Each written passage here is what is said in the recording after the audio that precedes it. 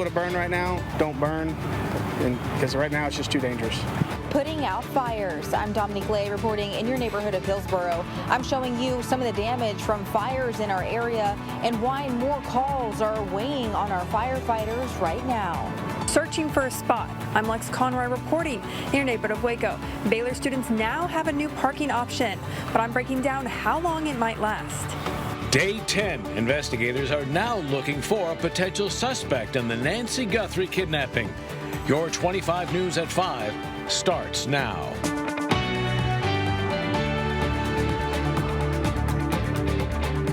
Take a look at your screen. The fire threat is real in Central Texas and the Brazos Valley right now.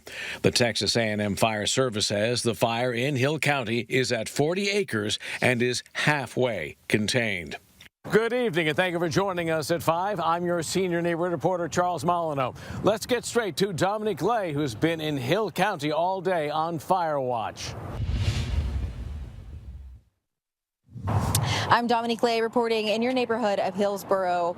According to Hill County Emergency Management, we're seeing an increase in the amount of fire calls we've been getting in the past few days. In fact, on Monday alone, Hill County fire departments responded to 10 fires. I'm telling you about the local burn bans in effect and why we're seeing this uptick. With the winds and the dry conditions and the dead grass, it's just a tremendous fuel to the fires. After a recent uptick of fires in Hill County on Monday, totaling 10, the county issued a disaster declaration and implemented a 7-day burn ban. You can't go start a barbecue pit that's with wood or chips or something like that and leave it unattended. Biggest thing is just don't have a fire right now. Emergency Management Coordinator Chris Jackson tells me the recent winter freeze and windy conditions are playing a role in these grass fires. And across Central Texas, according to Bell County Records Department, Bell County has seen 67 grass fires in the past week. But 67 is definitely a high number. I'm hoping it doesn't go higher. Central Bell County Fire and Rescue Assistant Chief Kevin Berzesi reminds folks not to burn man-made materials and to remember our current drier conditions can create a fire quickly. Simple things, flicking a cigarette out the window of a driving car, dragging a chain like off a trailer that may be hauling some piece of equipment or something. Those simple things have the ability to start these fires. This is aerial view of a grass fire in Covington. Jackson says while they had agencies respond within 70 seconds, the uptick exhausts their local resources. You start having these fires with good intentions, to do prescribed burns or to burn brush. It causes attacks when they deplete our resources, and now even more so, you can't do it. So the biggest thing we can ask is, it's illegal to burn right now, don't burn, because right now it's just too dangerous. Hill County will revisit its burn ban decision next Tuesday. As for Bell County, they have a burn ban in effect Tuesday night starting at 8 p.m. Berzesi says that a quicker call to 911 leads to a better outcome and less of a loss of property. Reporting in Hillsboro, I'm Dominique Lay. The Marble Falls Volunteer Fire Department is urging people to stop controlled burns. Multiple fires have started from what were supposed to be controlled burns getting out of control. This week in Burnett County and surrounding areas, officials say conditions are too dry and a burn ban may be coming soon. They're asking neighbors to wait for significant rainfall before doing any burning. Let's take a look at local counties that are under burn bans. Hill County and Bell County, and you just heard from Dominique, add Burnett, Limestone, Burleson, and Leon counties to that list. Milam County is also under a burn ban, although Robertson County, next door, has just lifted its burn ban. And we are about to enter the windy season here across our area as we get into March. So with very dry conditions, the wildfire threat will likely increase as we head toward early spring. This is the drought monitor as of right now. You can see pretty much all across Texas abnormally dry. Then you have pockets where we have severe drought, moderate drought, and then extreme drought as you head across South Texas. So everyone in Texas seeing that, and right here in Central Texas as well.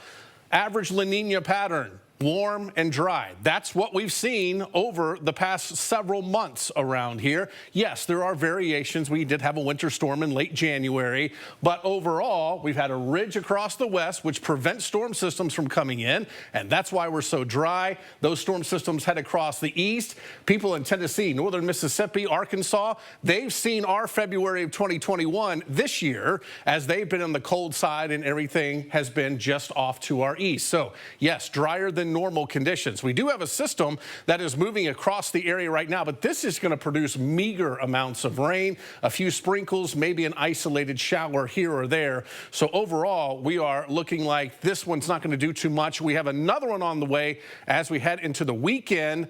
That one could provide us with a better chance for rain, but it still won't be a drought buster. But we'll talk about all the forecast details coming up. For the latest on up-to-date conditions and what's ahead for your week and weekend, visit our website and click on the Weather tab. You can also download our mobile app for live radar and push alerts when severe weather strikes. Police in Temple say a teenager is dead. Another person is in the hospital after a car hit them while they were riding their bikes. It happened around 7:40 last night on Tarver Drive. Police say a vehicle hit two bicyclists who were in the middle of the roadway. Police say the driver stayed on the scene and did cooperate. Anyone with information is asked to call Temple Police or Bell County Crime Stoppers. This evening, police are looking for whoever shot and killed a man in Killeen. Last night, 22-year-old Brandon Richards was found on the front porch of an apartment on Cunningham Road. He'd been shot. He died at the hospital less than an hour later. Police say the shooter fled the scene. Anyone with information is asked to call Bell County Crime Stoppers.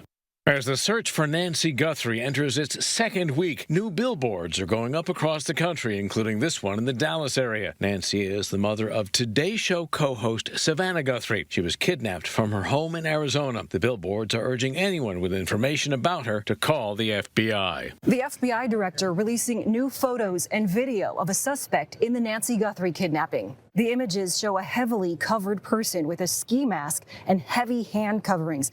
The FBI director says the person is also armed. In a post on X, FBI Director Patel says the images were recovered from residual data located in back-end systems with the help of law enforcement and private sector partners.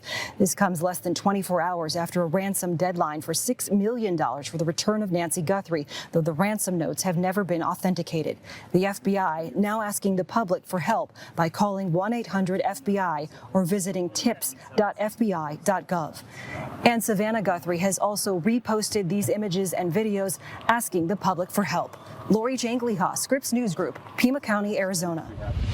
Coming up on World News Tonight, he was armed and he messed with the camera. We'll have the latest on the man the FBI is now looking for in the case of Savannah Guthrie's missing mother. And what do new FBI documents say about a call between President Trump and a police chief about Jeffrey Epstein? The Department of Homeland Security runs out of funding on Friday. That's because Democrats in Washington are demanding changes to immigration enforcement. And while Democrats and Republicans are engaging in a negotiation, Democrats have rejected a counterproposal by the White House. Democrats in Washington continue to demand changes to how immigration officers conduct enforcement and are threatening to pause funding to the Department of Homeland Security to achieve it. In addition to handling the border and immigration issues, the cabinet agency administers FEMA, TSA at airports, the Coast Guard, and more. Funding for the Department of Homeland Security runs out on Friday. And Democrats have made their demands known in detail. Some of them are positive starting points for further discussion. Others are non-starters and unnecessarily tie the hands of law enforcement.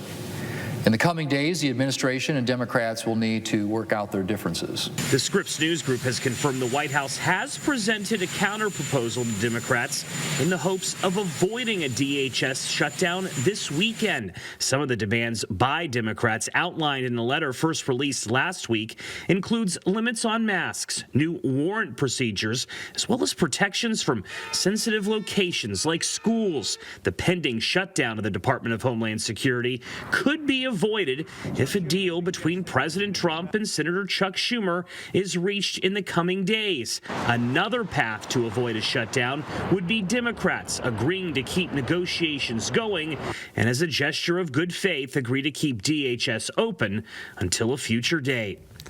But again, Democrats are rejecting the latest counterproposal by President Trump and the White House to avoid a shutdown. Much of the debate Tuesday being driven by the leaders of ICE, Border Patrol, and Immigration Enforcement testifying on Capitol Hill. Joe St. George, Scripps News Group, Washington. Coming up at 6, was this trip really necessary? That question is derailing a data center debate. Details at 6.